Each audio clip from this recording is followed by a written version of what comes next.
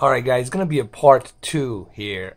I'm kind of doing it from a distance here. I want you guys to see it from a distance because the last time I had it zoomed in, I want to keep a little bit from a distance here so you guys can see it a little bit better.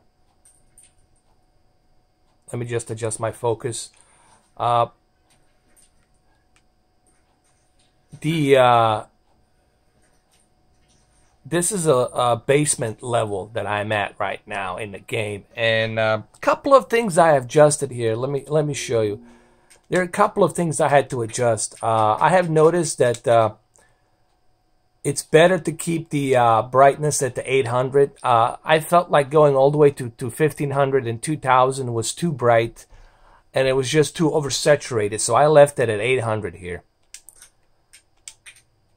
Now remember that this is your peak brightness. Like this is your peak brightness, because remember you already have contrast and you already have backlit to maximum. And if you put this to maximum, you're just gonna oversaturate that peak brightness. It's gonna look ridiculous. So I left it at 800. Remember, the whole idea is to find the balance. Now the brightness HDR, I'm sorry, I left it at 335. I felt like if I go any lower than that, look what happens. It gets dimmed down. It gets dimmed down, so you don't want to do that. So I left it at 335. Like 300, 335, which is perfect. That's the perfect balance right there. So that's what I did. Remember, this is something you have to write down. Max brightness HDR, 800. And brightness HDR, 335. Write this down, pause the video, and use this. That's why I do these videos, so you guys can write this down and use this and experiment. It works for me. I don't see a reason why it wouldn't work for you. All right, so let's continue. And especially here, it works really well. Like this is where HDR truly pops, truly shows. Now, granted, I can zoom in the camera if I wanted to, but I don't want to do that. I want to keep it like this so you guys can see it from a distance. So you guys have a better viewing angle of the TV. Obviously you cannot see HDR, but you have to trust me here. This is where HDR truly pops. Like on this light right here, like the deep light levels are very deep right here, and the brights are very bright right here, and the color truly pops too. You can also see the reflection of these stones. They're being cemented onto a wall. You can see their reflection of the water that's dripping down. I'm just kind of giving a visual aid of what I'm seeing on HDR. Obviously you guys cannot see HDR. I can only see it, but that's why I do this, to let you know what I'm seeing. Let's go move up here. Hold on, let me zoom in the camera a little bit for you guys. So I gave you this angle. I want to give you a zoomed in angle now. Okay, so this is a zoomed in angle right now. So I zoomed in my camera a little bit so you guys can see it.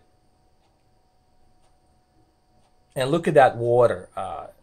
You see that light? This is where high dynamic range truly helps. And the reason I say, excuse me, the reason I say that Resident Evil 7 is the perfect example of HDR is because of the atmosphere. Closed in spaces with a light torch, flashlight. I'm sorry, the fire torch, flashlight, ambient lighting in the basements like this, in the water, the reflections. All of these elements, they contribute to high dynamic range. And this is where you benefit of that, you know. Especially right here, like in this closed environment right here. You guys cannot see it, but here, reflecting this water, this light right here, it truly pops in HDR. And that's the benefit that you get from HDR.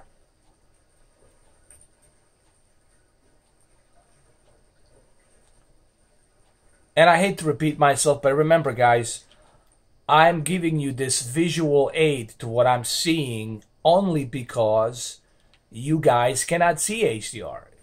It's impossible for you to see HDR. That's why I'm giving you this visual aid right here. And it looks fantastic on PlayStation 4 Pro. Hands down. I mean, there's you really feel as if like you're inside this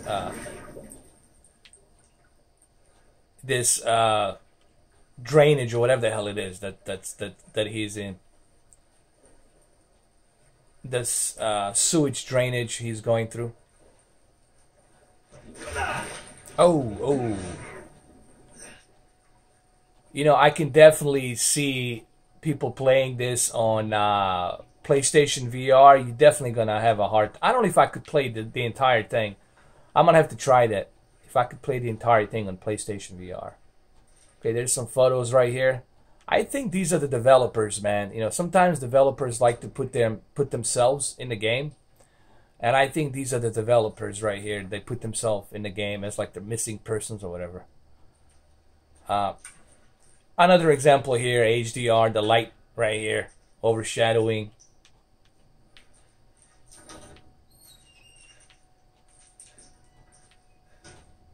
And then here too, obviously.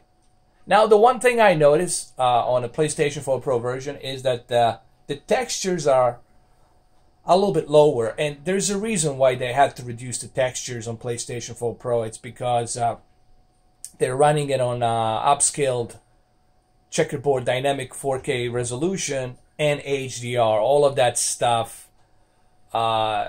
takes a lot of GPU memory and speed. So they have to sacrifice on the textures here a little bit so they can get that steady 60 frames per second. That I have no issue with that. It's fine. Obviously, in a PC version, I'll be able to max this out and get the textures really good and clean, you know, on my PC version, which I'm going to show as well.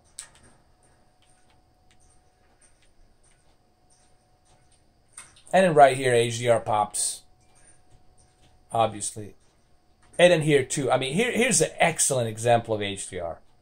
Excellent example of HDR. It's right here. Yeah.